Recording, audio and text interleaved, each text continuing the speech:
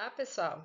Hoje eu vou gravar para vocês a aula sobre histologia e fisiologia, onde vamos falar sobre espermatogênese e formação do esperma do sistema reprodutor masculino. Vamos lá! Os objetivos dessa aula são conhecer a histologia do sistema reprodutor masculino, compreender como ocorre a espermatogênese e formação do esperma, conhecer os hormônios que atuam sobre esse sistema, correlacionar esses hormônios com o surgimento de características sexuais secundárias e identificar nas lâminas essas estruturas histológicas, presentes nos órgãos que fazem parte do sistema reprodutor masculino. As referências utilizadas para essa aula, assim como as figuras, os esquemas, foram retirados do Junqueira e Carneiro, Histologia Básica, Netter, Base da Histologia e Gartner, Tratado de Histologia. Lembrando que essas bibliografias estão disponíveis na minha biblioteca, a biblioteca virtual da União Evangélica. Bem, o aparelho reprodutor masculino, ele é composto pelos testículos, pelos ductos genitais, que eu estou mostrando para vocês o ducto deferente, pelas glândulas acessórias, aí aqui nós temos a vesícula seminal, a próstata e as glândulas bulbouretrais, e pelo pênis. A função dupla do testículo é produzir hormônios sexuais masculinos e espermatozoide. Já os ductos genitais e as glândulas acessórias produzem secreções que, pela contração do músculo liso, transportam os espermatozoides para o exterior. E essas secreções, elas fornecem nutrientes para os espermatozoides enquanto eles permanecem no aparelho reprodutor masculino. Os espermatozoides, produzidos aqui nos testículos, e as secreções das glândulas acessórias compõem o sêmen, que é introduzido no sistema reprodutor feminino pelo pênis. Bem, os testículos eles se desenvolvem em posição retroperitoneal, na parede dorsal da cavidade abdominal. E durante o desenvolvimento fetal é que eles migram e se alojam na bolsa.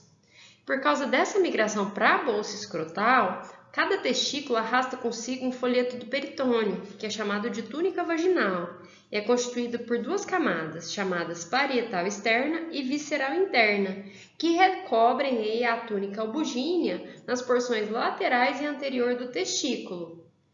E a bolsa escrotal também ela tem uma importância em função de manter aí uma temperatura adequada para a manutenção dos testículos, para que eles tenham uma melhor produção dos espermatozoides.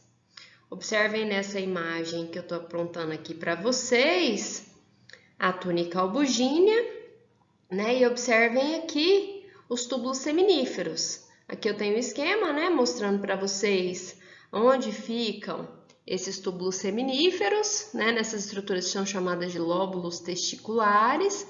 Observem aqui túbulos retos. Depois eu tenho a rede testicular, também chamada de rede de testes. Depois eu tenho os ductos eferentes. Aí eu tenho o epidídimo. E aí eu tenho o ducto deferente.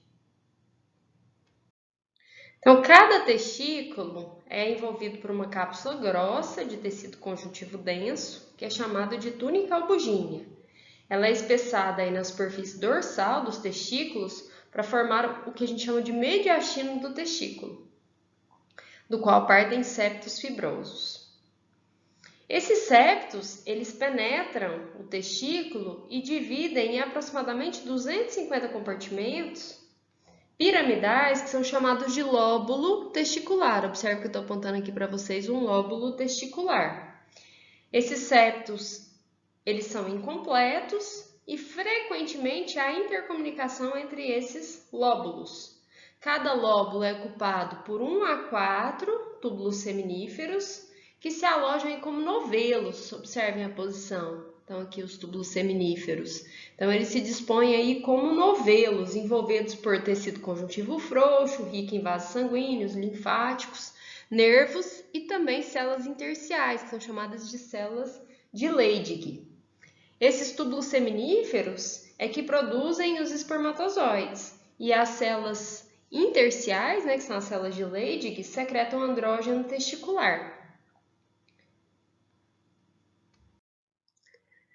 Então, os espermatozoides eles vão ser produzidos aqui no testículo, observem o testículo alojado na bolsa escrotal e observem o posicionamento aqui do epidídimo. Então, eles são produzidos no testículo, tem um processo de maturação aí no epidídimo. Observe nessa outra imagem essa relação, então aqui nós temos o epidídimo e aqui nós temos, o testículo, aqui estão os túbulos seminíferos. Notem aqui a túnica albugínea, né, que é essa espessa camada de tecido conjuntivo denso. Aqui está mostrando para vocês um processo inflamatório do epidídimo, né, chamado de epididimite. E aqui mais uma vez mostrando, né, os lóbulos testiculares, onde ficam aqui os túbulos seminíferos, a rede testicular aqui no mediastino, então essa aqui que é a região do mediastino. Observem a túnica albugínea. E aí aqui os ductos eferentes, o epidídimo e o ducto deferente. Observem nessa imagem os túbulos seminíferos, então vários túbulos seminíferos. Observem o epitélio germinativo, tá escrito aqui EG, epitélio germinativo, e em L a luz do túbulo seminífero, por aqui que saem os espermatozoides.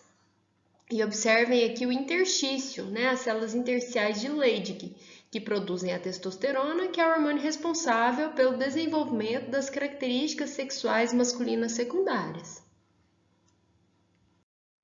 Observem nessa outra imagem aqui os túbulos seminíferos, a rede testicular. Observem aqui um túbulo seminífero. Aqui eu tenho o epitélio germinativo, né? E aqui eu tenho as células de Leydig, né, que são essas células intersticiais que produzem testosterona. Observem aqui, eu tenho células mioides, que são células contráteis que ficam aqui no túbulo seminífero, e eu tenho as células de Sertoli, que estão apontadas aqui. Observem mais uma vez aqui os túbulos seminíferos, o epitélio germinativo e as células de Leydig aqui no interstício. Então, cada uma dessas é uma célula de Leydig.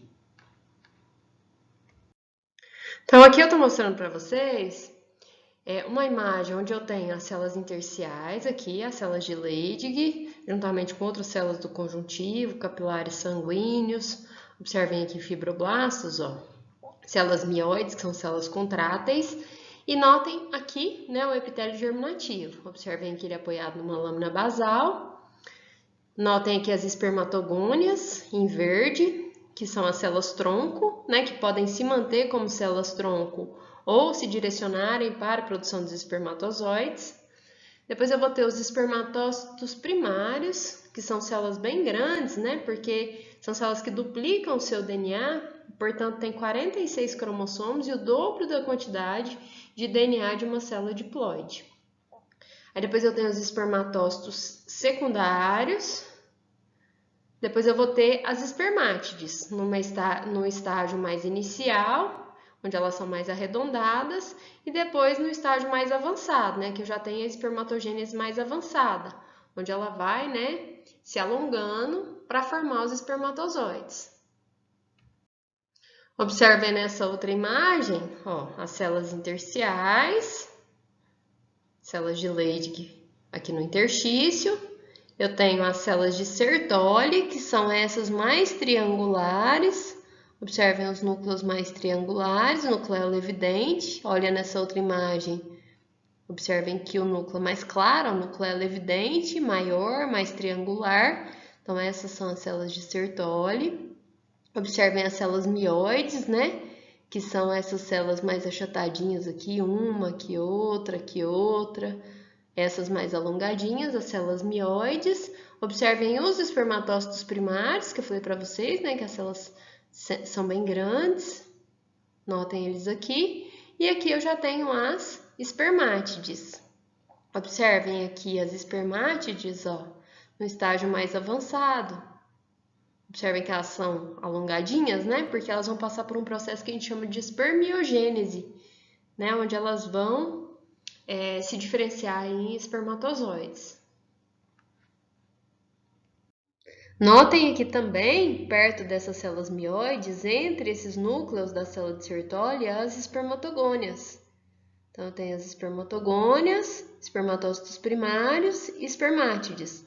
Observe nessa outra imagem aqui também, ó, menorzinhas aqui, né? Próximas aqui desse núcleo, dessas células mioides aqui, né? E entre esses núcleos da célula de Sertoli, essas menorzinhas redondinhas aqui são as espermatogônias.